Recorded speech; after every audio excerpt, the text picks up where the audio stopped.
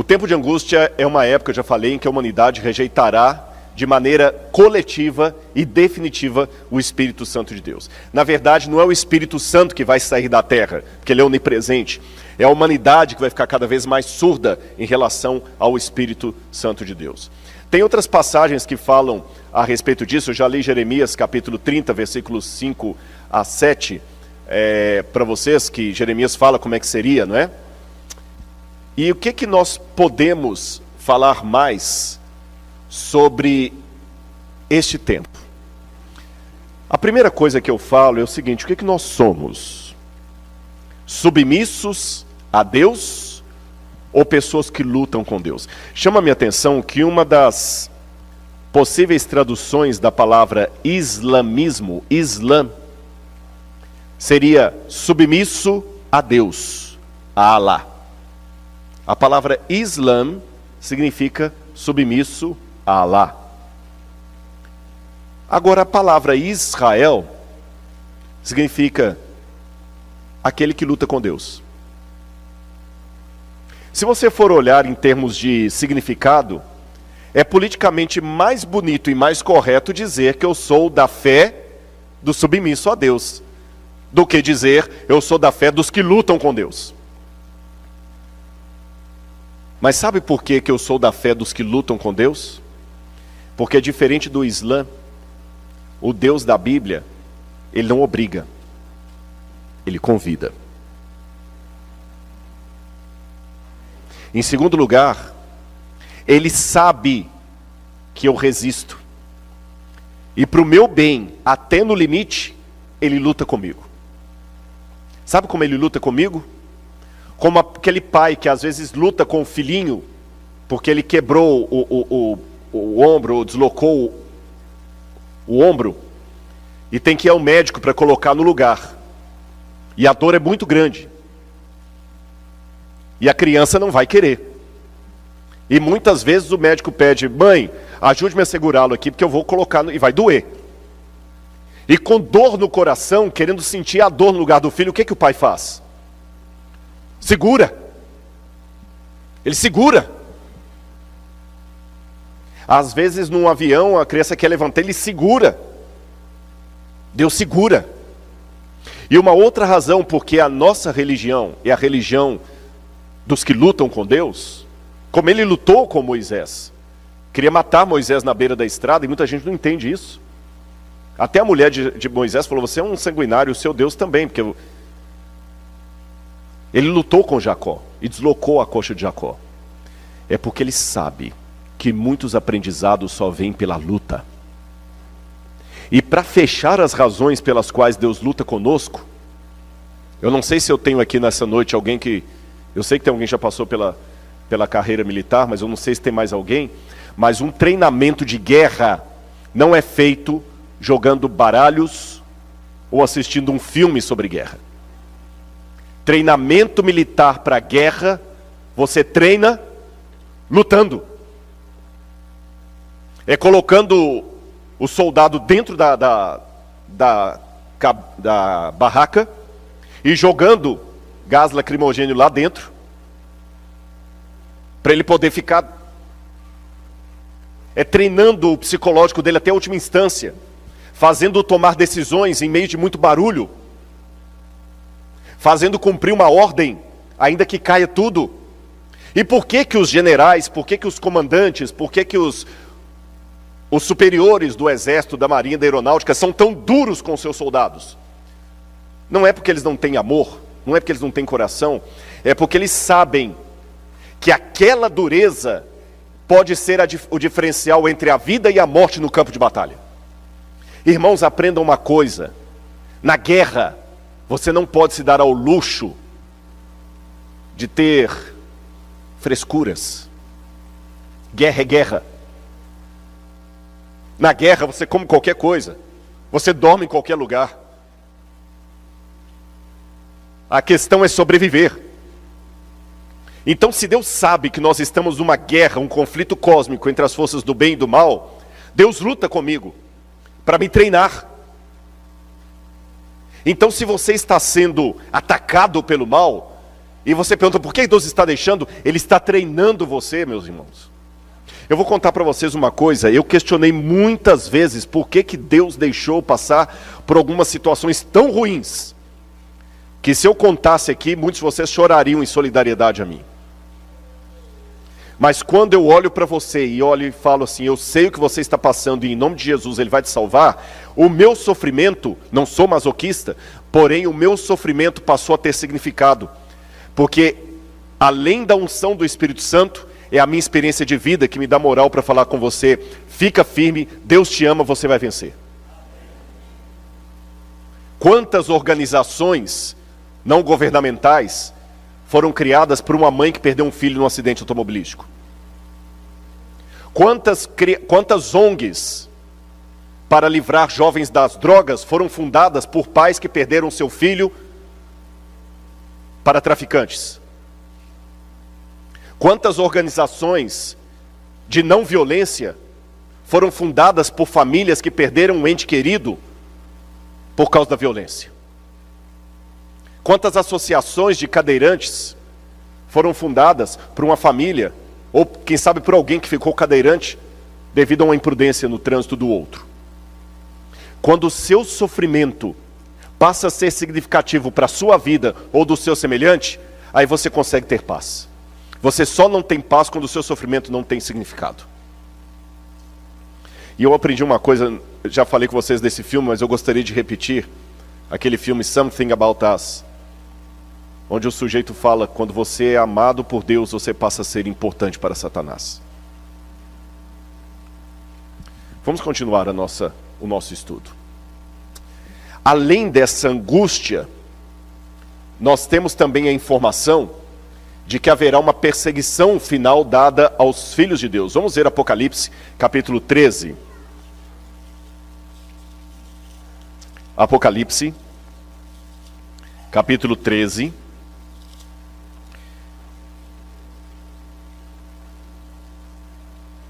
Versículos 5 a 7. Quando fala da besta diz, e foi-lhe dada uma boca que proferia arrogâncias e blasfêmias. Foi-lhe dada autoridade para agir durante 42 meses.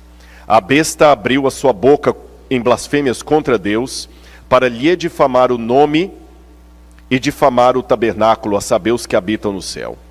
E foi-lhe permitido também que lutasse contra os santos e os vencesse.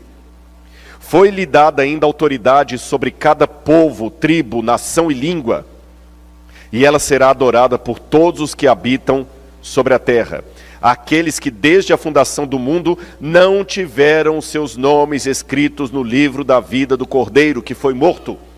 Lembram lá Daniel? Serão salvos aqueles que têm o seu nome no livro. Aqui vão seguir a besta, aqueles que não têm o seu nome no livro.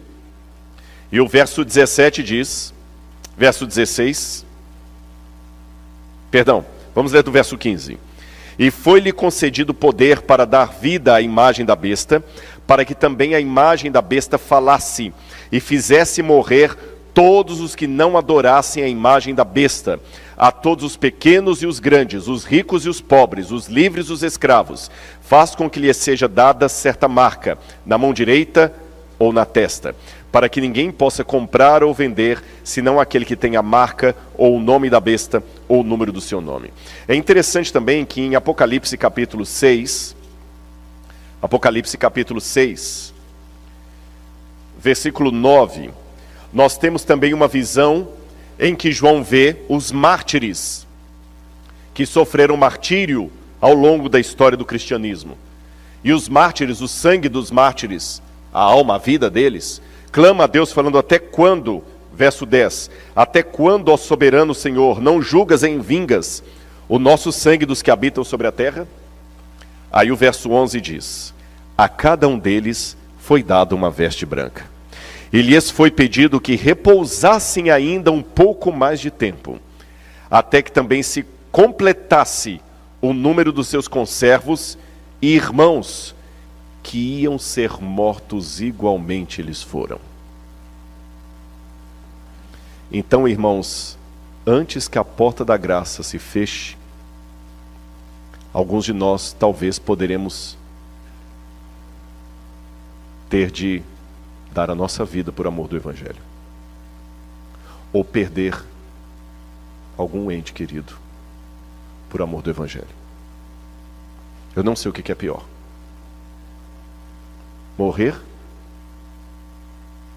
ou perder um ente querido que foi morto pelo Evangelho. E como você vai se comportar nesse tempo que eu estou descrevendo aqui para vocês? Bom, o treinamento já é feito como você se comporta hoje. Deus está em primeiro lugar na sua vida? Ou você está ocupado demais para Deus e tem desculpas e desculpas e desculpas para não entregar de uma vez a sua vida a Deus, para fazer de Deus o Senhor da sua vida?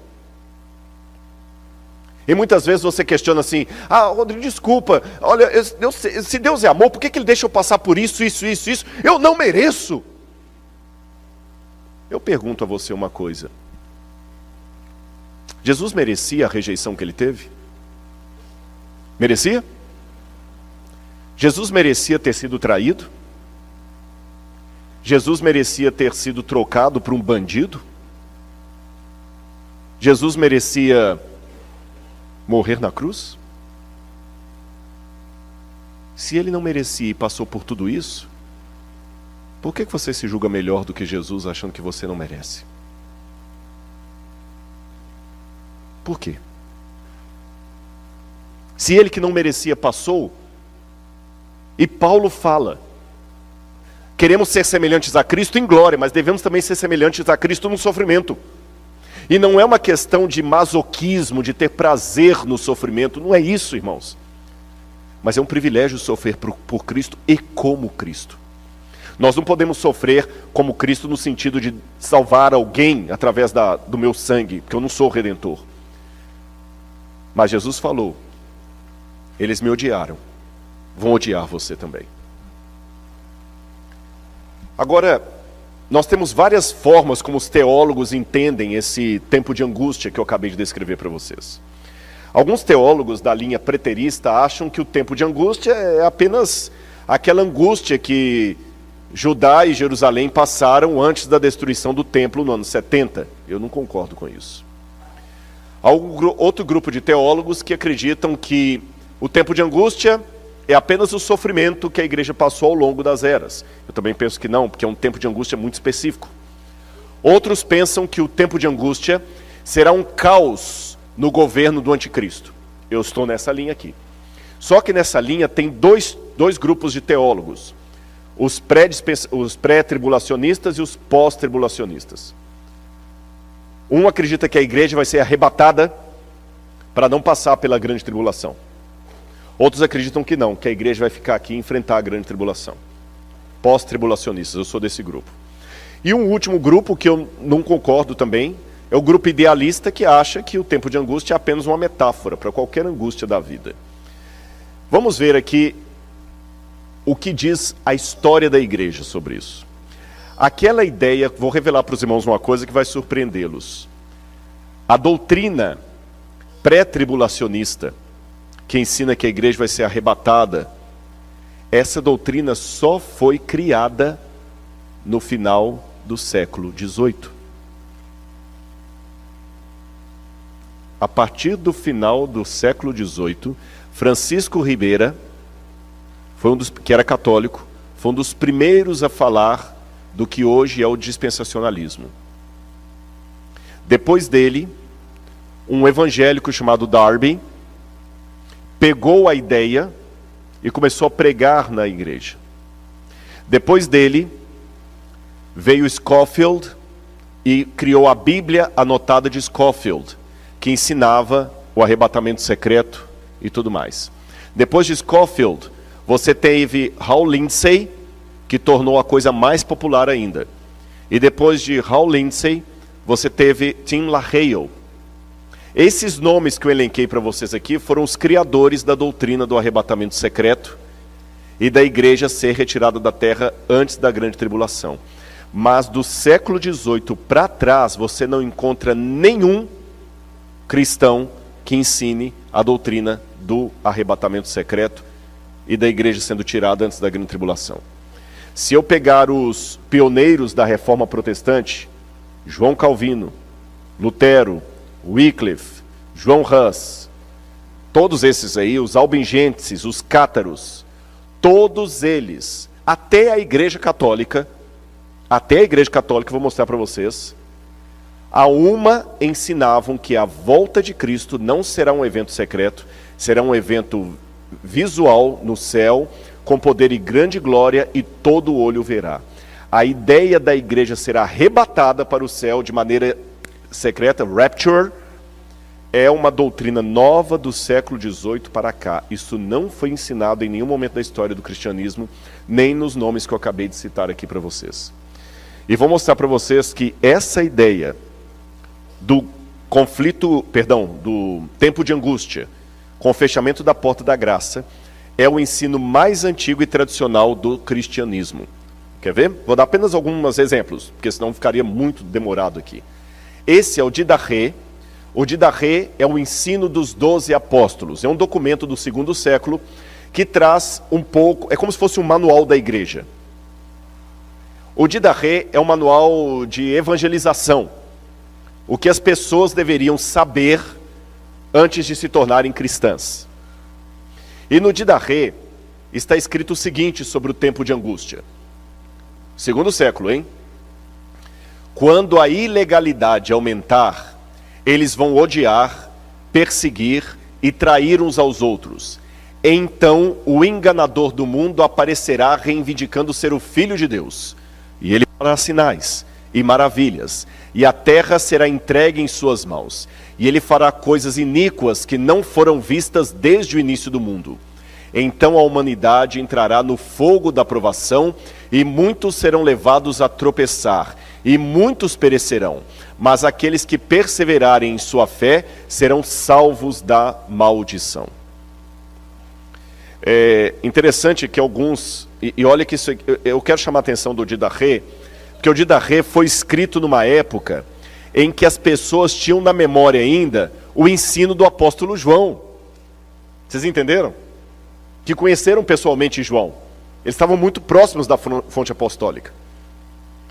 Alguns falam, não, mas a Bíblia fala, no Apocalipse fala que Deus promete que Ele vai nos livrar da provação. Então a igreja vai ter que ser tirada antes, Rodrigo. Não. Livrar da provação não significa ser retirado dela, mas ser salvo em meio a ela. Deus não livrou os companheiros de Daniel da fornalha ardente, impedindo-os de passarem pelo fogo. Olha como é o livramento de Deus. O livramento da fornalha ardente foi permitindo-os passar pela fornalha ardente e salvando-os em meio ao fogo. O livramento de Noé e sua família não foi tirando-os antes que o dilúvio caísse. Pelo contrário, como é que Deus livrou Noé e sua família? Deus os livrou dentro da arca em meio ao dilúvio. Deus não tirou Noé da terra antes que o dilúvio caísse. Deus não tirou os companheiros de Daniel da fornalha antes que o fogo acendesse. Então a promessa de Deus que vai livrar o povo naquele dia, na minha compreensão, é em meio àquele dia. Vamos continuar. Um grande teólogo batista, George Ladd, um dos maiores especialistas em escatologia, infelizmente já falecido, escreveu livros maravilhosos sobre teologia sistemática. E esse livro, The Blessed Hope, a Bendita Esperança, ele afirma claramente que a bendita esperança não é a libertação da tribulação, é a união com o Senhor em sua vinda. George Ladd entendia que a volta de Jesus é um acontecimento histórico real no céu e não um arrebatamento secreto da igreja. E como ele, nós temos vários outros teólogos protestantes, Matthew Henry, que eu podia citar para vocês, Adam Clarke, e outros mais, Delitzsch, até o catecismo católico. Lembra que eu falei com vocês que até a igreja católica, você sabe o credo, né? Crê em Deus Pai Todo-Poderoso, Criador dos céus e da terra, e tal, e quando chega no final do credo diz, está sentado à direita de Deus Pai Todo-Poderoso, de onde há de vir a julgar os vivos e os mortos. Então vocês estão notando que essa aqui é uma doutrina que ela está permeada no cristianismo, no catolicismo, no protestantismo, no adventismo. Olha o que diz o catecismo católico. Antes da segunda vinda de Cristo, a igreja precisa passar por uma provação final que sacudirá a fé de muitos crentes. A perseguição que acompanha sua peregrinação na terra revelará o mistério da iniquidade na forma de um engano religioso que é o anticristo, um pseudo-messianismo pelo qual o homem se glorifica a si mesmo no lugar de Deus e de seu Messias que veio na carne. Eu concordo com o catecismo. Vocês estão notando que eu mostrei na Bíblia e ao mesmo tempo estou mostrando autores que não são da igreja adventista que estão dizendo o que eu estou dizendo. Lembra que eu falei, como mineiro, né? Que as minhas aulas, meus sermões e meus livros são um queijo feito de várias vacas? E é isso aí. Wesley dizia, Jerônimo dizia, desconfie do homem de um livro só. Jerônimo dizia, desconfie do homem de um livro só. Quando a pessoa tem uma pesquisa inteira feita só na opinião da avó dele, ou numa revista que ele leu, num site da internet, eu desconfio. Uma boa pesquisa, você tem que pegar várias fontes. Por isso que eu falei, já prometi, eu não posso prometer, me dá o seu WhatsApp, Rodrigo. Não, é impossível, você sabe, é sobre-humano, imagina, eu fico louco, né? Não dou conta. Mas o PowerPoint está liberadinho ali na igreja. Se você trouxer o seu pendrive, pode dar, não tem problema nenhum, pode copiar todos os PowerPoints desde o início até aqui, está liberado aí, tá bom? Eu até acredito que se transformar em PDF, ele fica mais leve, de repente pode até mandar por e-mail. Bom, Billy Graham, esse dispensa apresentações. Billy Graham também acreditava como eu estou apresentando para vocês. Olha o que disse Billy Graham. Eu ouvi o som distante de cascos e vi os cavaleiros do mal no horizonte de nossas vidas. Há sérios problemas à frente para o nosso mundo, para todos nós que vivemos nele. Será uma época de conflagrações nucleares, holocaustos biológicos e apocalipses químicos rolando sobre a terra, levando o homem à beira do precipício. A história vai fundo na batalha do Armagedon. Já vemos a sua sombra rastejando sobre a terra. E, irmãos, nós precisamos voltar a esses sermões. Não é a teologia do medo, é a teologia da advertência. É a teologia da advertência. Um dos maiores sermões pregados nesse país foi para o Jonathan Edwards, que pregou o sermão Pecadores nas mãos de um Deus irado. Ele descrevia o inferno com uma forma tão vívida que as pessoas se agarravam nos bancos da igreja com medo que o chão abrisse e elas caíssem. Mas hoje o diabo virou uma figurinha. Ninguém mais leva a sério. E se me permite, eu gostaria de ler uma autora adventista também, Ellen White, que em consonância com todos esses autores que eu apresentei, Ellen White também diz algo que eu até coloquei ali, não há o que exagerar. Ela diz o seguinte: o tempo de angústia como nunca houve está prestes a manifestar-se sobre nós. E necessitamos de uma experiência que agora não possuímos e que muitos são demasiado indolentes para obter. Dá-se muitas vezes o caso de se supor maior angústia do que é em realidade. Não se dá isso, porém, com relação à crise diante de nós. A mais vívida descrição não pode atingir a grandeza daquela prova. Naquele tempo de provações, toda alma deverá estar por si mesma em pé diante de Deus. O que ela está dizendo? Tudo que você vai falar na vida, você pode exagerar. Você pode exagerar. E os meus companheiros aqui, quem de vocês, eu estou falando para os homens diretamente, quem de vocês nunca contou uma história e a esposa dá uma corrida? Não, meu irmão, não foi tudo isso não. Quem não passou por isso, que atira a primeira pedra. Aí o carro estava vindo a 250 por hora. Meu amor, não é? Tinha umas 2.000 pessoas lá. Não, meu bem, tinha umas 300. Tudo que você vai descrever, você pode exagerar. Porém, com relação àquele tempo do fim, não há como exagerar. Por pior, por mais dantesco que você apresente o quadro, ele não é nem uma pincelada do que vai ser. Por isso que eu não tenho medo de falar que eu temo aquele dia. Deixe-me fazer uma aparente crítica que um descrente pode fazer.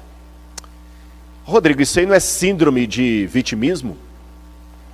De fato, os sociólogos e os que trabalham com psicologia social dizem que o vitimismo pode ser uma forma social de compensar a identidade de grupos religiosos inexpressivos.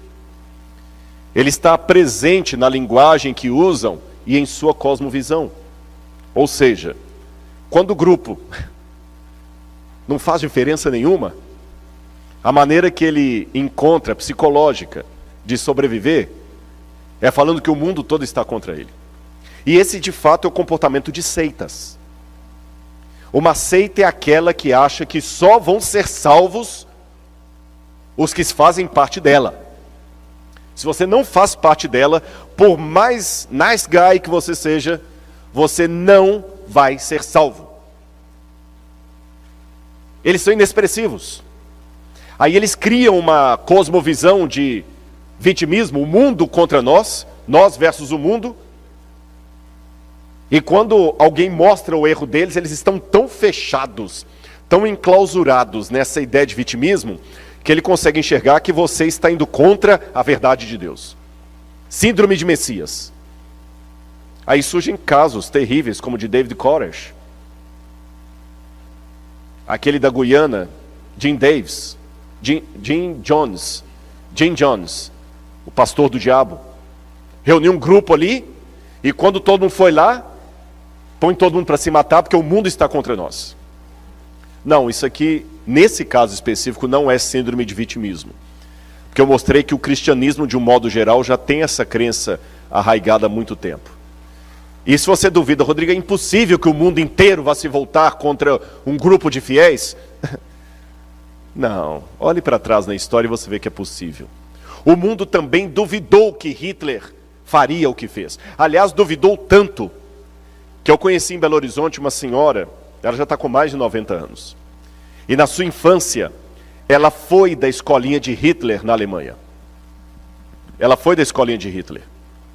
E ela falou para mim pessoalmente, Rodrigo, até hoje eu tenho dificuldade de acreditar que Hitler fez tudo aquilo que o povo fala. Porque qual a imagem que ela tinha do Führer? Um homem passando cortês com todo mundo, sedutor. As mulheres eram apaixonadas com Hitler. E quando ele falava, ele encantava as pessoas. A Alemanha, na Primeira Guerra Mundial, saiu em frangalhos. As pessoas levavam um carrinho de marco alemão para voltar com um pedaço de pão e uma salsicha para casa. Passavam fome. No inverno rigoroso da Alemanha, muitos morriam de frio porque não tinham nem madeira para poder aquecer uma lareira. Hitler tirou a Alemanha do buraco. Hitler salvou o povo alemão. Hitler trouxe de novo orgulho para o povo alemão. E ele fez o povo alemão acreditar que eles não eram maus, que eles não eram escória. Ele trouxe a dignidade. Ele enalteceu os alemães. Ele tornou a Alemanha uma superpotência. Muitos alemães não acreditavam que milhões de pessoas estavam sendo mortas. Parecia teoria da conspiração. Nem os Estados Unidos da América acreditaram. Nem Roosevelt, no primeiro momento, acreditou. Einstein custou a convencer alguns alemães da ameaça... Einstein custou a convencer alguns americanos da ameaça que Hitler representava. Quando Einstein escreveu a carta dele, alertando sobre a bomba atômica, muitos americanos não acreditaram em Albert Einstein. Por isso que os aliados chegaram só no fim. E até hoje, há pessoas que acham que é mentira esse negócio de 6 milhões de judeus mortos. Mas eu sei que não é. Eu já visitei o campo de concentração nazista. Eu conheço judeus que perderam parentes. Olha, irmãos, dificilmente uma coisa me irrita tanto quanto uma vez um irmão de igreja mandou uma carta para mim, entregue por outro lá. E se esse irmão estiver assistindo hoje, que ele trema, porque eu não estou nem aí. descendente de alemão, falando para eu parar de falar mal de Hitler e da Alemanha, porque isso é mentira, é contra dos judeus. Eu fiquei tão irritado, tão enojado. Aí eu pensei, não, mas ele é um irmão da igreja há muitos anos. Eu falei, olha, desculpa, esse irmão ele tem que mudar a cabeça dele. Eu desconfio da salvação dele falando uma besteira dessa. Que é complô dos judeus inventarem o holocausto. Como eu tenho um amor pela história de Israel, eu fui lendo aquilo ali, mas foi me dando um estado de nervo que eu não aguentei. A Laura lembra como é que eu fiquei. Até hoje tem pessoas que duvidam. Mas se eu estou falando para pessoas sensatas que sabem que o holocausto aconteceu e que 6 milhões de pessoas foram mortas, e se eu estou falando para pessoas sensatas que sabem que enquanto eu estou falando aqui, tem governos, já aproveitando que tem africanos aqui, tem governos totalitários na África que estão matando pessoas porque são de outra etnia. Olha o que aconteceu em Ruanda. Então não digam que a perseguição final é um mito, ela pode acontecer. E sabem qual que é a receita da maldade?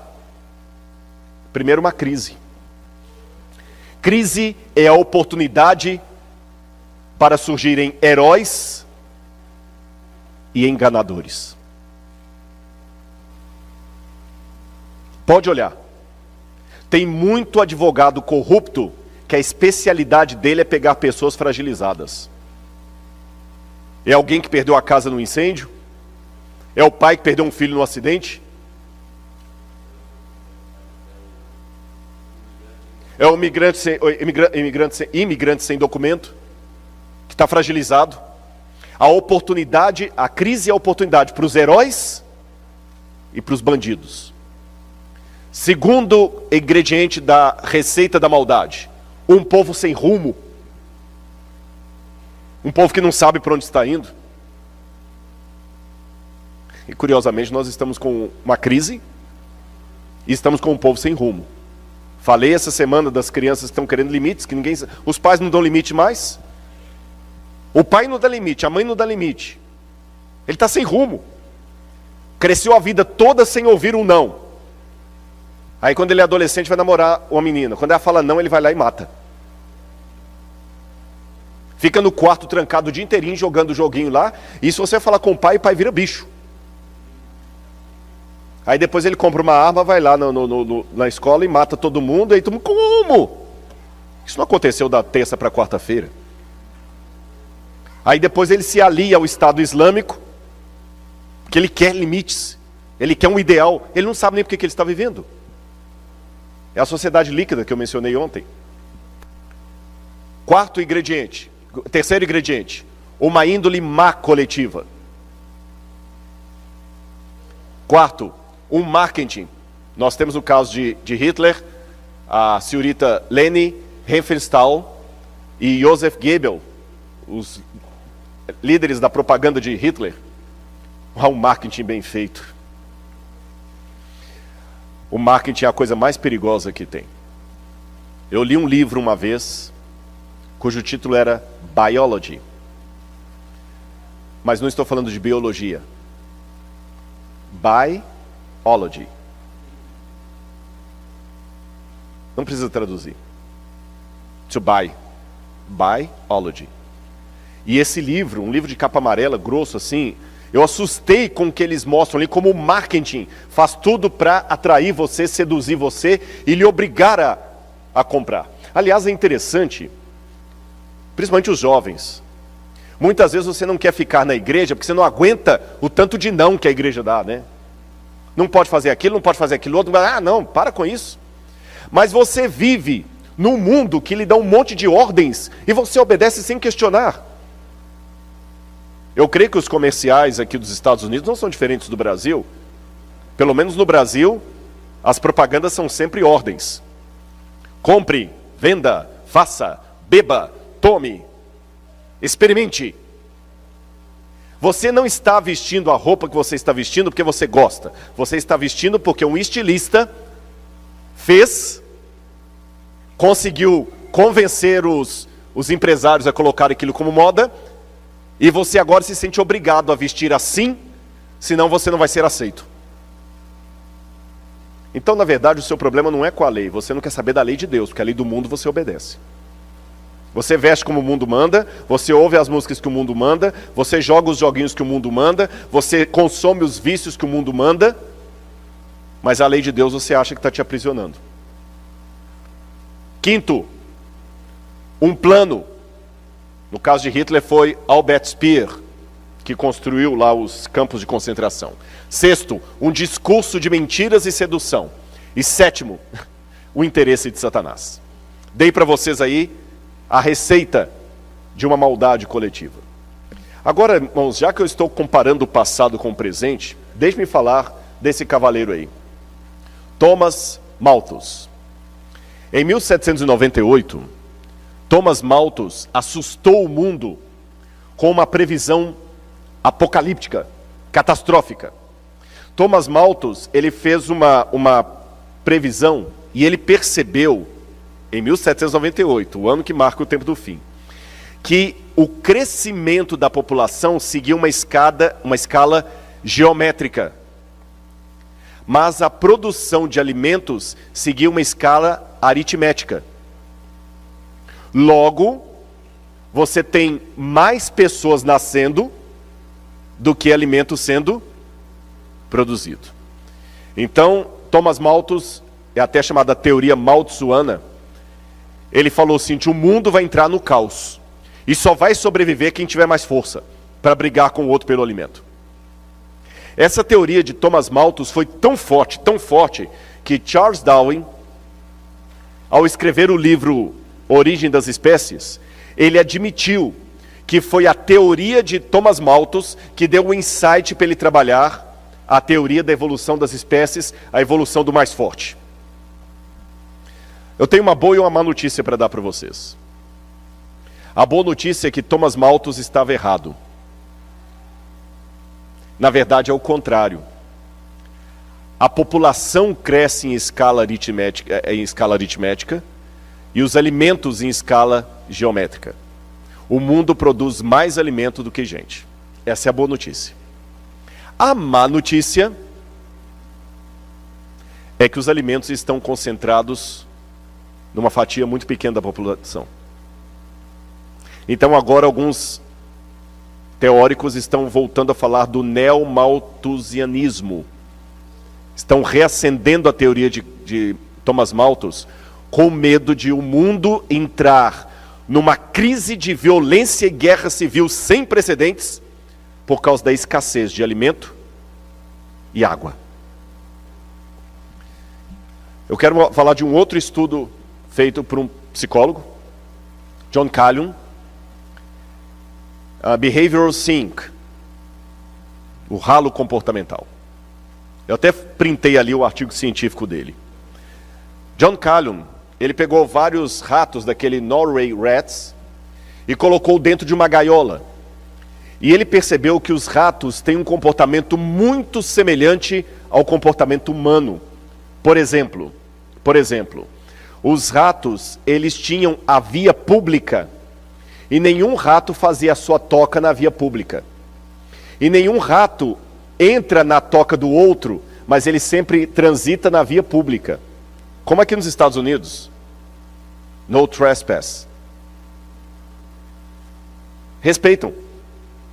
As ratazanas só eram cortejadas por um macho, ou por vários machos, quando ela entrava no cio. Ela escolhia com qual macho ela ia ter os bebês, e o macho escolhido procriava com ela e ajudava a criar os bebês. E o macho saía, trazia comida e entrava para a casinha. Parecia uma sociedade humana. Só que John Calhoun fez o seguinte: ele começou aos poucos a tirar o alimento ou dar a impressão para os ratos que o alimento estava pouco. Irmão, sabe o que começou a acontecer? O comportamento dos ratos foi mudando. Foi mudando e eles começaram a se destruir. E o que chamou a atenção de John Calhoun no final, quando vários ratos começaram a se matar, é que agora, por exemplo, quando a escassez de alimento começou, os ratos mudaram o comportamento deles. Por exemplo, agora a ratazana não era mais cortejada pelos ratos quando ela entrava no cio. Mesmo fora do cio, a ratazana era atacada por 3, 4, 5 machos de uma só vez. E violentada. e depois morta. E alguns ratos chegavam e faziam relação com o cadáver. Começou a acontecer entre os ratos canibalismo. As relações começaram a ficar de curta duração. Os ratos começavam agora a devorar os filhotes assim que nasciam. Alguns ratos começaram, que eles chamavam de sondadores, começaram a andar apáticos no meio dos outros. Outros começaram a se reunir em gangues. Os ratos começaram a se alojar, tinham uma espécie de um tubo, onde antes o alimento era dado. Os ratos começaram a se alojar naquele tubo, e os dominantes ficavam no topo e obrigavam os mais fracos a vir trazer comida para eles. Alguns ratos machos começaram a se insinuar para outros ratos machos. E algumas ratazanas fêmeas começaram a se insinuar para outras ratazanas fêmeas. E antes que alguém me critique, está falando contra, estou apenas descrevendo o que está no artigo do John Callum. Se você está achando ruim, processe John Callum, num processo que ele morreu. Mas o artigo está isso. O comportamento de dois machos ou duas fêmeas não existia entre os ratos da espécie Norway. Mas nessa situação começou a acontecer e em escala crescente. Depois dessa pesquisa, que assustou muito os sociólogos, a pergunta que se fez é: será que o que aconteceu com os camundongos, os ratos Norway, pode acontecer com a sociedade hoje? John Callum morreu, a pesquisa dele, a resposta não foi dada, mas até hoje existem alguns psicólogos behavioristas de psicologia comportamental que ainda se fazem a pergunta com medo de uma resposta. Será que os experimentos de John Callum demonstram o que pode acontecer com a humanidade se houver escassez de alimento? Bom, Jerusalém, quando o alimento estava escasso, as mães começaram a comer as crianças. E as pessoas começavam a se matar. O neomalthusianismo que eu falei com vocês, ele está sendo revisitado, porque hoje, apesar de haver mais produção de alimentos do que nascimento de crianças, há 4 segundos é o tempo que separa cada uma das mortes no mundo por fome. Acabou de morrer alguém agora por fome no mundo. Morreu mais um. Morreu mais um. A cada 4 segundos, uma pessoa morre por fome no mundo. Por isso que alguns estão reacendendo a teoria de Thomas Malthus, que o alimento está escasso.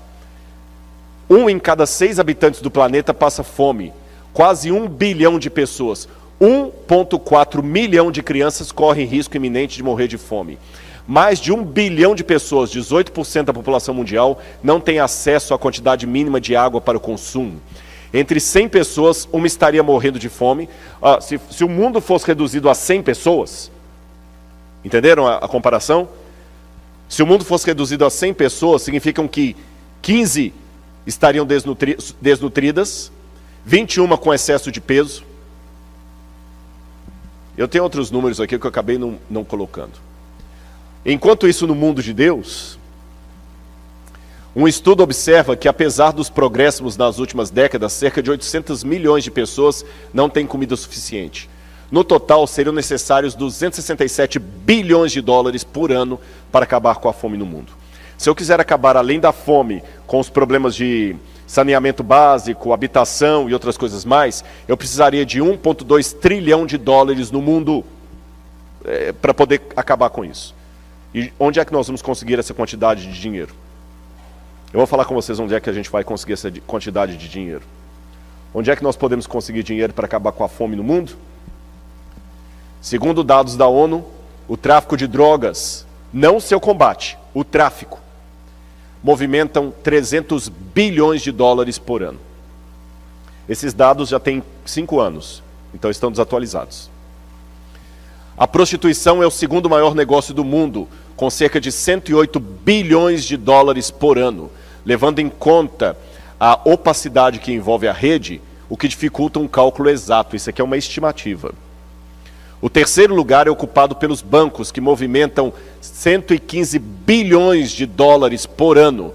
Embora nem tudo mude, algumas entidades acumulam em seus cofres até 800 bilhões em ativos. Em 2019, em 2019, os 2.153 bilionários que havia no mundo tinham mais dinheiro do que 60% da população do planeta. Entenderam isso? 60% de todo o PIB mundial está nas mãos de 2.000 e poucas famílias. O mundo não aguenta isso mais. Em quarto lugar, jogos de azar, que só na Espanha gastam 35 bilhões por ano. Se eu juntar esses valores aí, eu tenho dinheiro para acabar com a fome no mundo. E alguém pode perguntar, tá, e a igreja? Por que você não pega o dia da igreja também aí? Bom, para dar uma satisfação para vocês, não posso responder de todas as igrejas, mas é assim que é distribuído o dízimo da Igreja Adventista do Sétimo Dia. Nós não cobramos para pregar, para dar palestras, e o dízimo não fica na igreja local. Ele é justamente distribuído naquelas várias fatias lá que vocês podem ver, para que a igreja possa ser mais participativa possível. E o presidente mundial da Igreja Adventista não tem um salário maior do que o pastor Marcos dessa igreja. O presidente da divisão sul-americana não tem um salário maior do que o meu. E o meu salário não é maior do que um pastor de uma igreja do interior. Tá bem? Só para dar essa explicação, porque eu sei que alguém vai ouvir, tá, por que ele não fala do dinheiro das igrejas? A sociedade está indo por ralo abaixo. A Organização das Nações Unidas para a Alimentação e Agricultura publicou um estudo sobre o impacto econômico e ambiental do desperdício de alimento.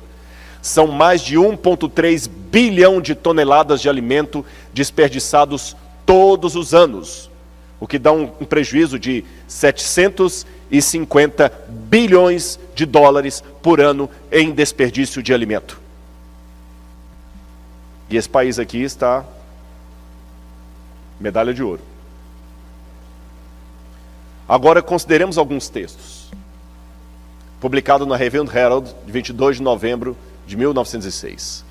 O tempo de graça não durará muito mais. Deus está retirando da terra sua mão refreadora. Por longo tempo ele tem falado a homens e mulheres mediante a atuação do seu Santo Espírito, mas eles não têm atendido ao apelo. Agora está falando a seu povo e ao mundo por meio de seus juízos. Agora! O tempo desses juízos é um tempo de misericórdia para os que ainda não tiveram oportunidade de aprender o que é a verdade. O Senhor olhará para eles com ternura. Tempo do juízo agora. E como é esse tempo de juízo? Apocalipse, capítulo 16.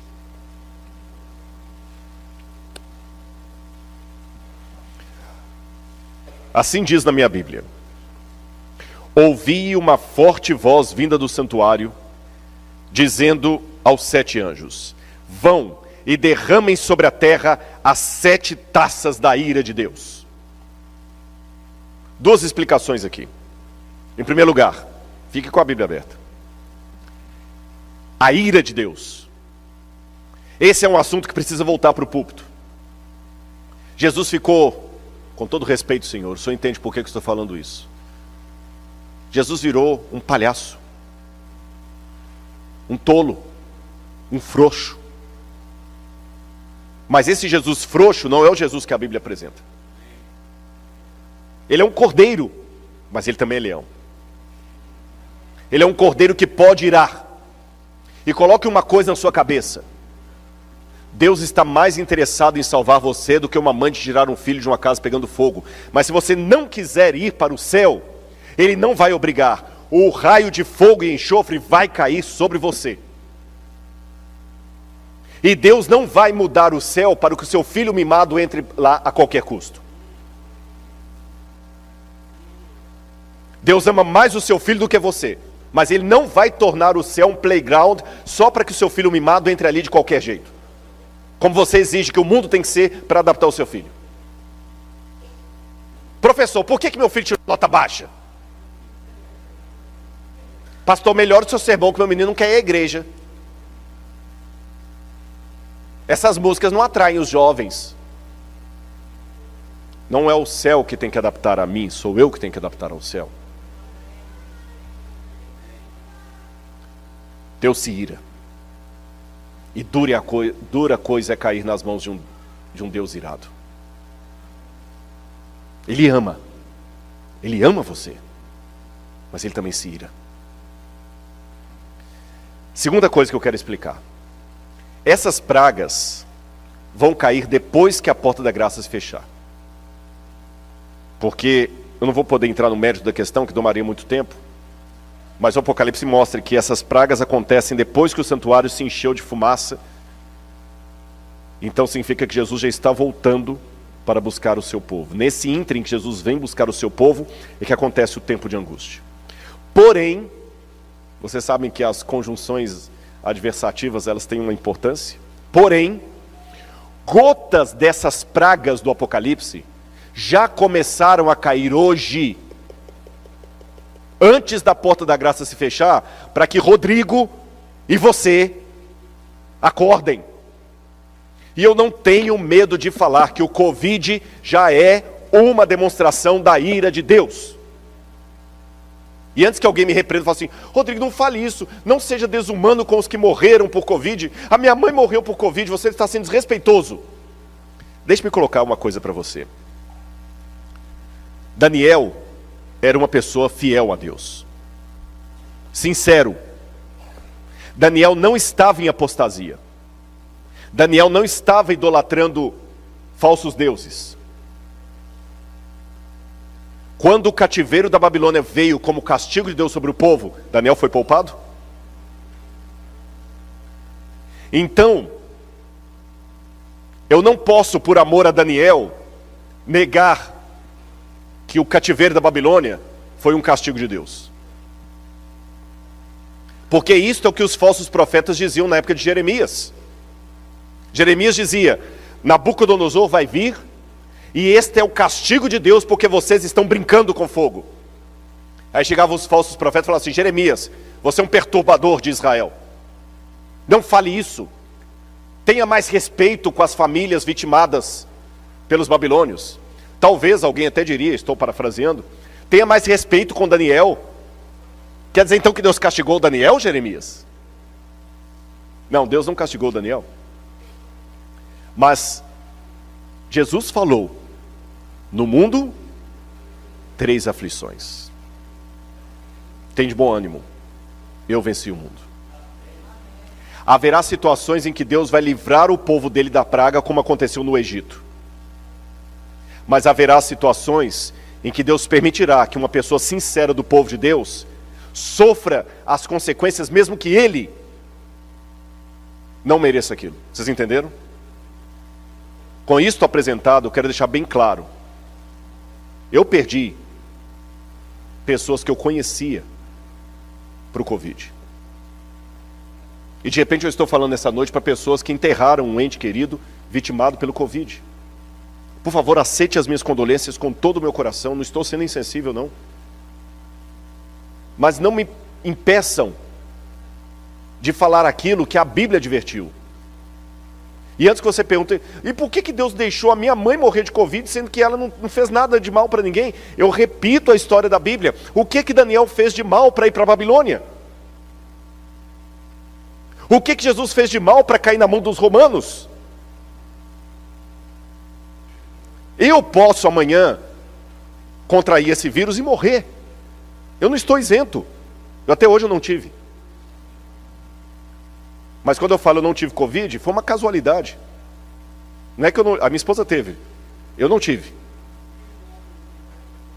O que João Batista, né? O que João Batista fez demais para cortar a cabeça dele? O próprio Paulo. O anjo foi lá, livrou da prisão num dia, mas não livrou da prisão no outro dia. Mas sabe o que Jó falou? Ainda que ele me mate, nele esperarei. Então, irmãos, eu não tive Covid, não é porque eu sou mais santo do que ninguém. Eu não tive porque não tive. E se eu pegar Covid amanhã e morrer, estou falando sério, Hoje eu recebi a notícia que um ex-professor meu de teologia está na UTI com Covid. Se eu pegar amanhã o Covid, e vocês ouviram, gente, o Rodrigo pregou pra gente, ele pegou um Covid, foi entubado e morreu. Se isso acontecer, eu não retiro o que eu disse a respeito desse mal. É Deus tentando acordar o mundo. C.S. Lewis dizia, o sofrimento é o megafone de Deus que grita para um mundo que insiste em ficar em silêncio. O mundo está muito lá. Tem uma passagem da Bíblia que eu quero ler com vocês, que é uma passagem que vai assustar muita gente. Irmãos, em 20 minutos eu termino isso aqui, mas eu quero passar essa mensagem porque ela é muito importante. Abra a Bíblia comigo em Eclesiastes e preparem para se assustar com um texto pesado. Um texto pesado. Eclesiastes, capítulo 7, versículo 1. Olha na sua Bíblia que texto politicamente incorreto. Olhe na sua Bíblia que texto complicado. A boa fama é melhor do que um bom perfume. E o dia da morte é melhor do que o dia do nascimento. Melhor é ir à casa onde há luto do que à casa onde há banquete. Vou parar aqui. Vocês querem que eu leia de novo? Melhor é ir à casa onde há luto. Quem acredita na palavra de Deus, diga amém. Você concorda com isso? Pode ser sincero. Eu vou ajudar você. Eu não concordo. Não concordo. Rodrigo, vai ter um velório hoje. Vamos lá, beleza, eu estou dentro. Se tem uma coisa que a faculdade de teologia não prepara a gente, nós aqui estudamos teologia, é para funeral. Por mais que o professor de teologia aplicada ensine como é que você se comporta num funeral, né, aquelas aulas de teologia pastoral, como é que por mais que o manual da igreja sugira alguns versos para ler, a gente vá de preto, faça isso, por mais, a gente não está pronto, irmãos. A pior coisa para um pastor é expulsar um demônio ou sepultar um ente querido da igreja. Não estamos preparados. E como é que a Bíblia fala que é melhor ir à casa que tem funeral do que à casa que tem festa? Eu digo a você por quê. Preste atenção nas pessoas durante um funeral. Eu tive um funeral aqui de irmãos nessa semana. No funeral você fica assim, ô meu pai, o que eu fiz? Você pensa na sua vida todinha. Você pensa no seu ente querido. Gente, e se eu morresse? Você dificilmente vai parar para pensar na vida com um copo de cerveja na mão, comemorando a vitória do campeonato de futebol do seu time. Ali você quer curtir. Mas quando você recebe uma notícia, está com câncer. Seu filho está com câncer. Irmãos, em um segundo a sua mente pensa tanta coisa. Quantas pessoas estão à beira da morte ou perto de um ente querido e falam o seguinte, nessa hora a gente fala, como é que eu estava correndo atrás do vento? Você passa a valorizar coisas que na hora da festa você não valoriza. Deus não é um sádico que gosta que nós soframos. Mas irmãos, eu estou falando da minha experiência própria. Tem gente que vem pelo amor, tem gente que é só pela dor. Vamos voltar a Apocalipse 16, as pragas. Eu disse para vocês que elas vão cair depois do fechamento da porta da graça. Porém, gotas delas Deus permite que caiam hoje. Querem ver como é que caem? Olha aqui o verso 2. O primeiro anjo foi e derramou sua taça sobre a terra. E apareceram úlceras malignas e dolorosas nas pessoas que tinham a marca da besta e adoravam a sua imagem. Isto ainda não aconteceu em plenitude, vai acontecer depois do fechamento da porta da graça. Porém, gotas já estão acontecendo agora. Os livros de medicina, cada ano ficam maiores com a maior quantidade de doenças que vão descobrindo e sistematizando ali. Segundo flagelo. O segundo anjo derramou sua taça sobre o mar, e o mar se tornou como sangue. Se tornou em sangue. Sangue como de quê? De morto. Irmão, sangue de morto é que cor? Preto. Não é vermelho. Sangue de morto é líquido? É viscoso. Qual é o cheiro de sangue de morto? Como estão os rios e fontes d'água com a poluição? Não estão como sangue de morto? Olha o problema do abastecimento de água no mundo. Pular para o quarto aqui. O quarto anjo derramou sua taça sobre o sol e foi-lhe dado queimar a humanidade com fogo. As pessoas se queimaram com um intenso calor e blasfemaram o nome de Deus que tem autoridade sobre esses flagelos, porém não se arrependeram para darem glória a Deus. Alguns afirmam a camada de ozônio, que está com buraco. Outros negam o buraco na camada de ozônio. Eu não sou cientista da área para me posicionar a favor ou contra o buraco da camada, a teoria do buraco na camada de ozônio. Mas uma coisa eu sei, que as calotas de gelo estão derretendo e a Terra está ficando cada vez mais quente, sim. Perceberam o que está acontecendo? São um megafone de Deus. Olha o que diz o livro, segundo Mensagens Escolhidas: as pragas de Deus já estão caindo sobre a terra, arrebatando edifícios suntuosos como um sopro de fôlego do céu. Esses juízos não farão com que os cristãos professos caiam em si. Deus permite que sobrevenham para que o mundo se acautele, para que os pecadores temam e tremam diante dele. É Ellen White que escreveu isso aqui. Outro aqui também de Ellen White. Um pouquinho das taças da ira de Deus já tem tido permissão para cair sobre a terra, o mar, afetando os elementos da natureza. As causas dessas condições incomuns estão sendo investigadas, mas inutilmente. Deus não tem impedido que os poderes das trevas levem avante sua nefanda obra de poluir o ar, uma das fontes de vida e nutrição, com um miasma fatal. Não somente é afetada a vida vegetal, mas o homem sofre de epidemias. E antes que alguém fale assim, essa mulher é uma falsa profetisa, deixa eu contar para você uma coisa. Ela escreveu isso em 1891. Hoje é redundante o que ela escreveu.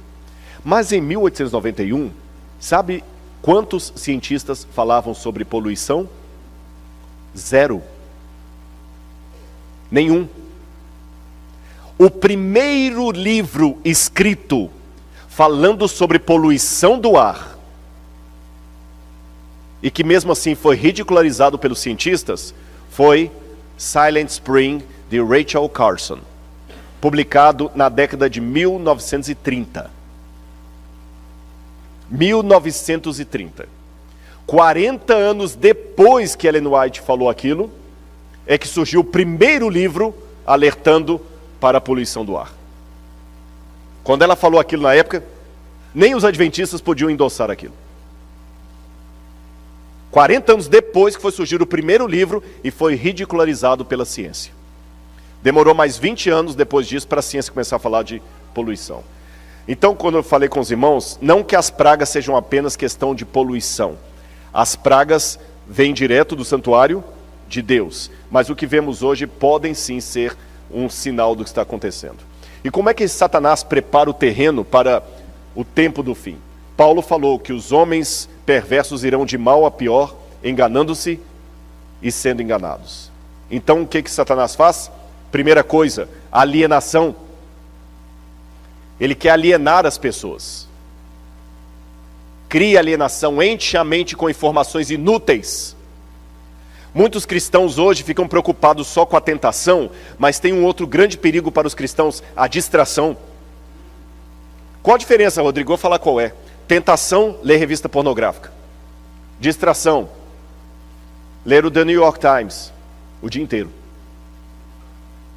Ninguém vai te recriminar porque você está lendo o The New York Times. Você pode até abrir o seu celular e alguém fazer uma busca ali do histórico e achar lá The New York Times, The Washington Post, a Folha de São Paulo. Não é nada que você tenha um histórico de sites que ninguém pode ver.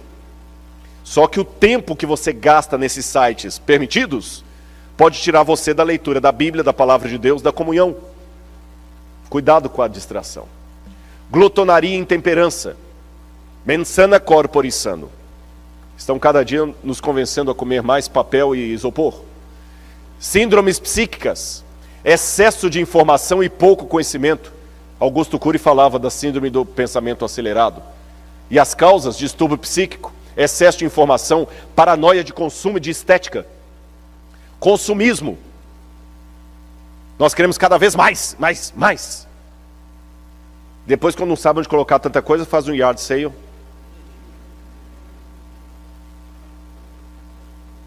Geração rebelde sem causa, já falei sobre isso. Crianças que não, os próprios pais não põem limites em casa.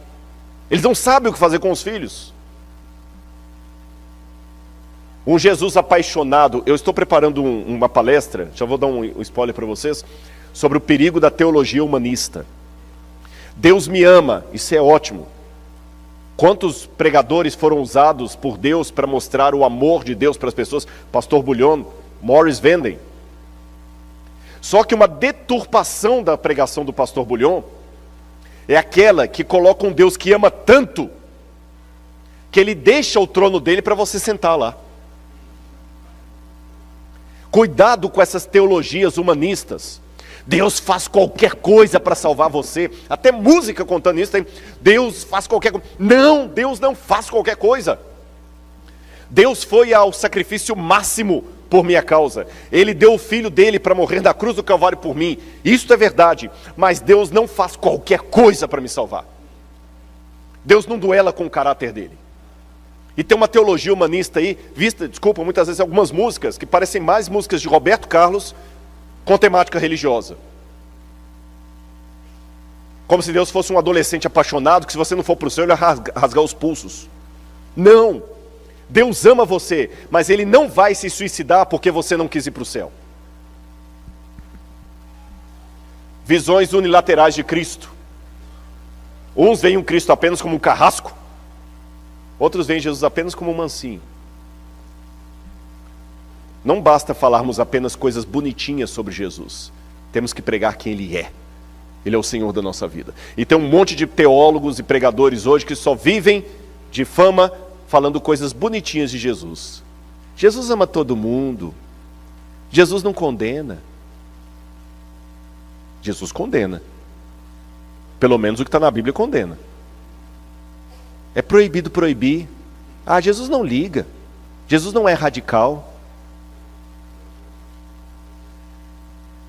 A igreja, há um perigo muito grande. Alguns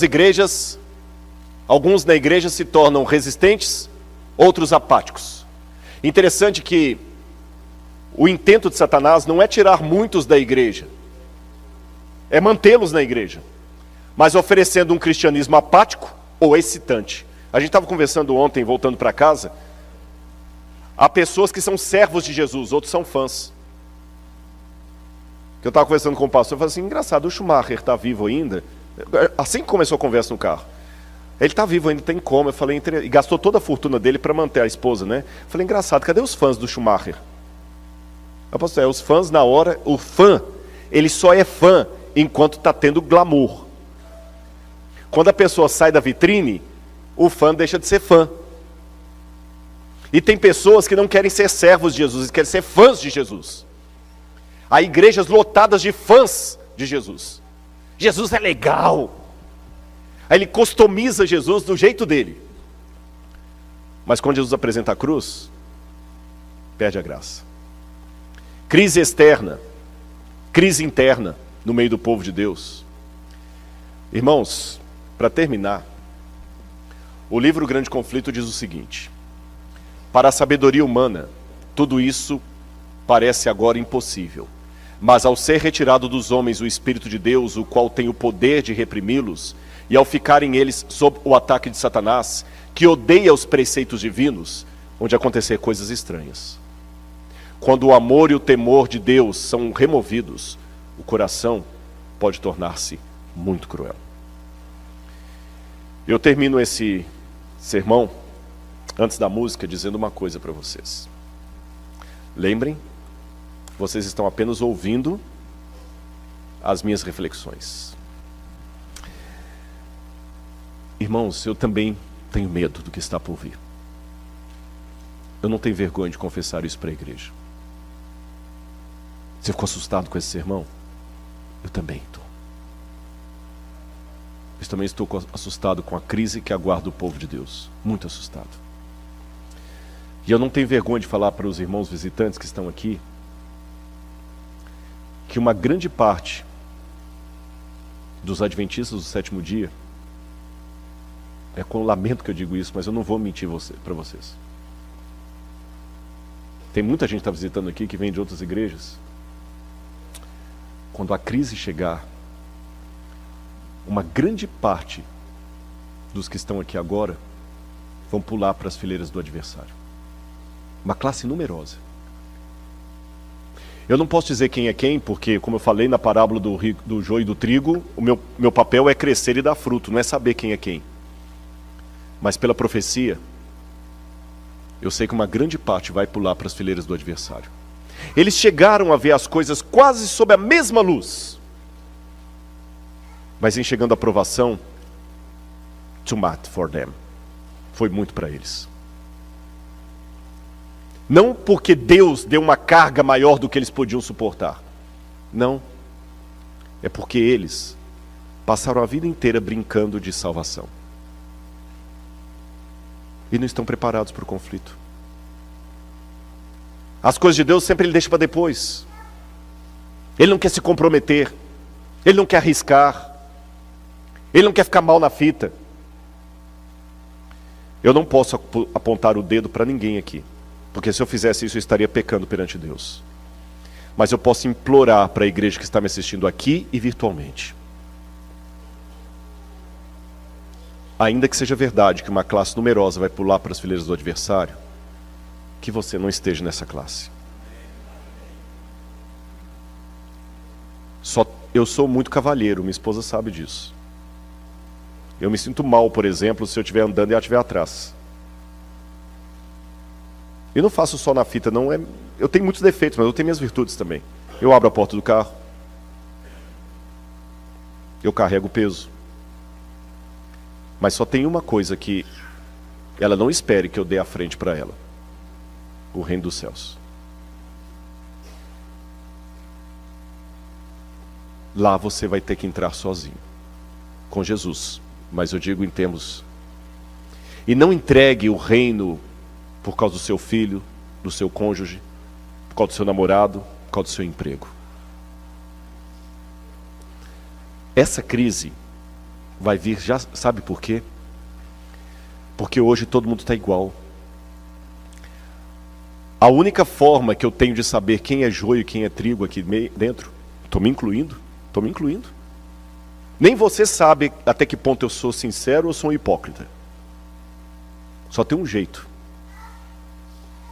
E esse jeito foi previsto por Sigmund Freud, o pai da psicanálise.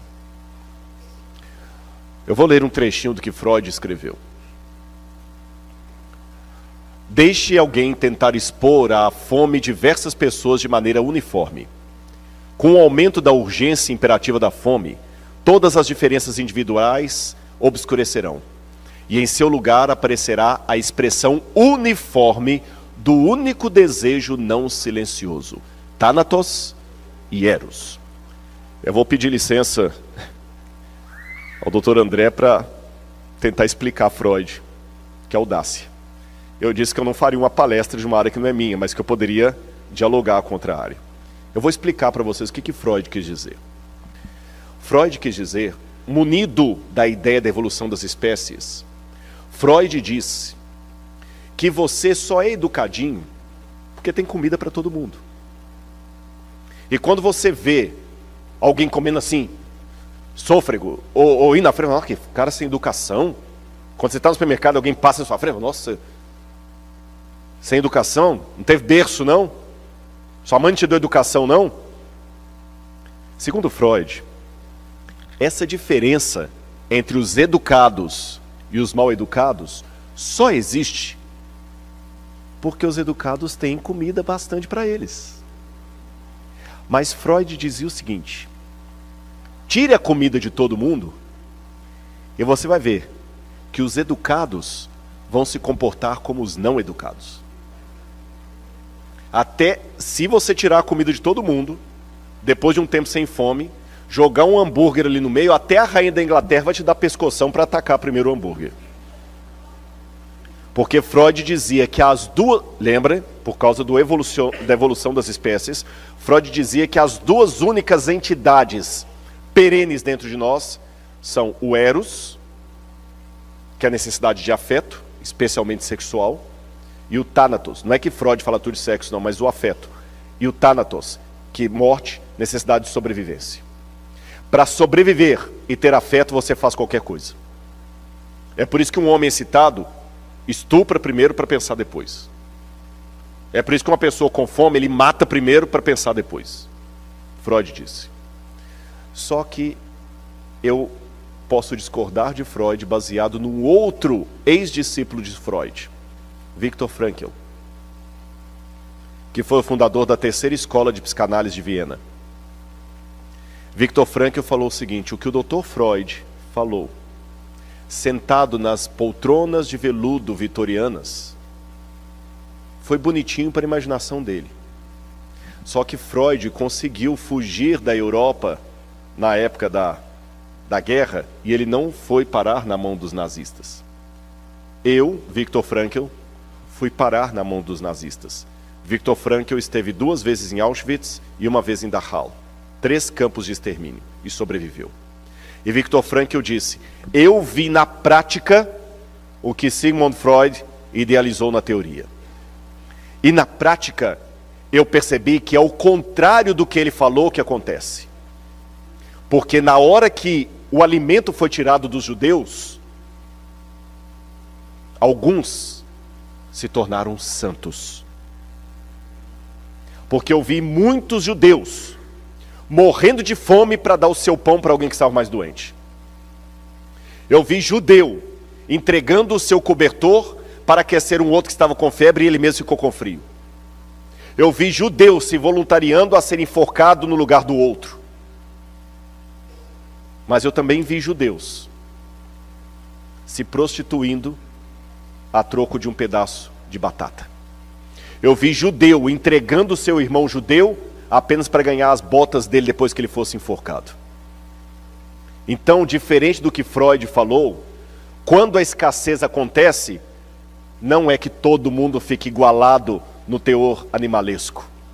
Quando a escassez acontece, disse Viktor Frankl, muitos se tornam santos e outros se tornam porcos. Antes da guerra, todos os judeus eram judeus, com a sua feira, com sua loja, com a sua sinagoga, mas no campo de extermínio, alguns judeus se tornaram santos, outros se tornaram porcos. Quando a perseguição vier sobre o povo de Deus, alguns aqui dentro se tornarão santos, outros se tornarão porcos. Eu não sei contra você, mas eu imploro a graça de Deus sobre a minha vida, porque eu quero estar do lado da luz. Eu sei que foi um sermão muito pesado, mas eu precisava fazer essa advertência à igreja. Coloque Deus em primeiro lugar.